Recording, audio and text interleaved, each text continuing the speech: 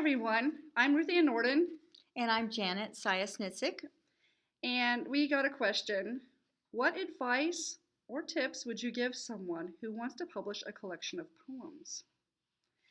Now, I have no experience in poetry at all, and Janet has a little bit, and she also knows someone who does, so I'll let her kind of start. I would say that there's a professor that I know that he has worked in poetry for a long time. And of course, he taught literature and all those kinds, so he has a background with poetry and everything. He does slam poetry, or at least he did until just recently, which is projecting your voice and then emphasizing different things, and it can be a lot of fun. Now, how old is he? He's in his 70s. Okay, so this is, and how long has he been writing poetry? He's been writing probably a long time, probably even when he taught, I bet.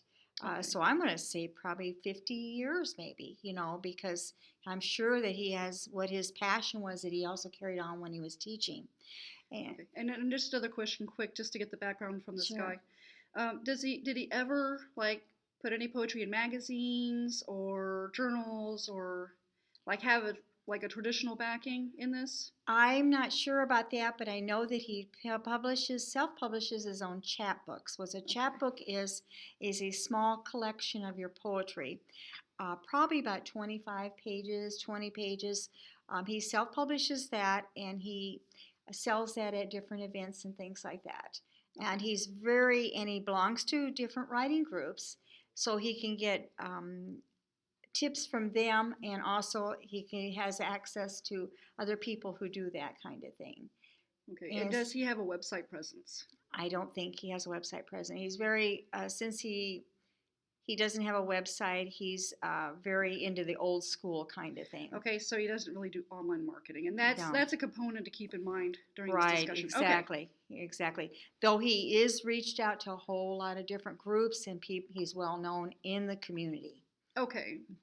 But at a local level, you're probably not going to really make much money anyway. But we found out from our research online that poetry really doesn't yield a significant income. Exactly. I think a lot of times you can send it into magazines, and like you're suggesting, Chicken Soup for Soul has some that they'll print, And they're short stories that they do too. and short Right. stories and things like that.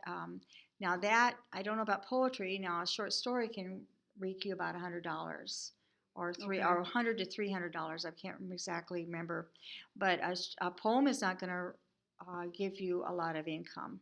I think They're maybe like $25 or I'm something for a thinking poem. something like that, and you can send them to different newsletters. There's a lot of if you're a Christian poet, you can send it to like a lot of different denominations have their own newsletter, and they'll take poetry, but you're not going to get much. You're not, poetry is something that you could be passionate about and that you really like, and your family really enjoys, but it's very very hard to make. You just I can't think of anybody really that's made a living on it. So I can't either. We looked up. Ruth looked up Helen Steiner Rice, who is Right. well known. I've heard of her, and I've bought books from her. Silverstein was another one. But see, these people, even though they were popular for their poetry, they did a lot of other things to kind of make the money. So I don't think they made their money primarily from the poetry. No, and we found out that she was actually a lectured and that A kind of thing. businesswoman and Businesswoman, lecturer, lecturer, and so then she became well known through that, and then people probably bought her poetry. because she already had a platform. Right, exactly. Right. She already had a platform. Of course, in those days, they wouldn't call it a platform, but that's what they would call it Right. today. And so it's really, really difficult to make a living at poetry. It's a very difficult thing to actually make a living at writing. Right. Well, I think your best chance is probably in like novels, novellas, and I know some nonfiction exactly. people, but it seems to be nonfiction people tend to also supplement it with speaking, and whatever product they're selling or service they're providing Exactly. too. Yeah, because you can in a nonfiction thing you can gear your material to a certain target audience, and that Right. kind of thing. So you can have an audience there, and then fiction you can. I'm not saying that you can't. I'm just saying that don't just expect things to come by just Well, like like right anything. away. Yeah. Yeah, and some people like they make some money for a while and then they lose it, because sales don't they're not always stable.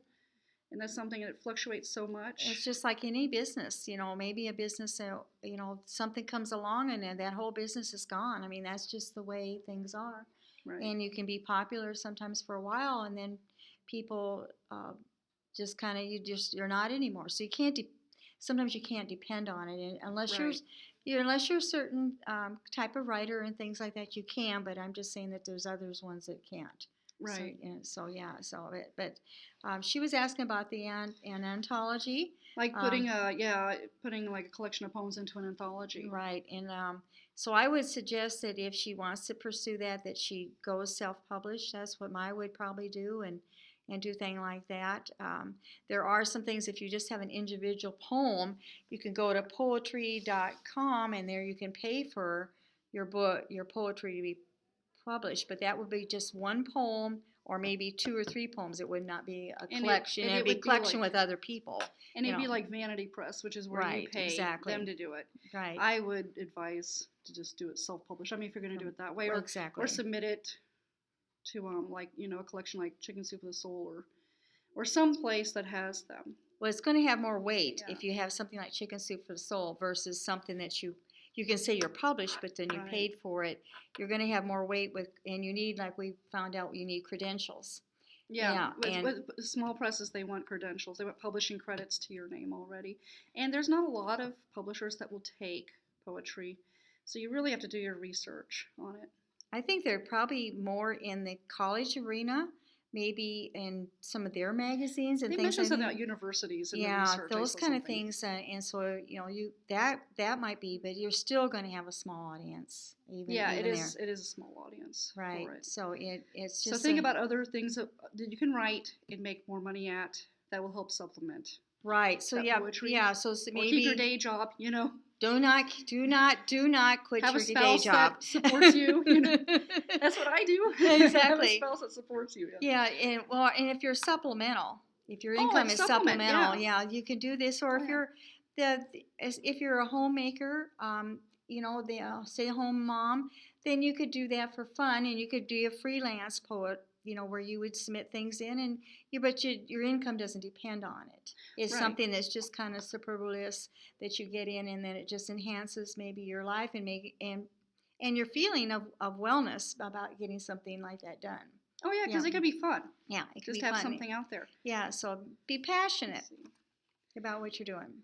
And she also wanted to know particular forums and discussion groups, and I found some links, but I'm going to put it in the blog post itself because you don't know, a couple years from now, this site may not even be viable. There's no point in me even saying it on the video. Exactly. Yeah. So, but I can't think of anything else. Maybe if you want to do freelance, if you're a short story writer in addition to poetry, maybe freelancing some stuff.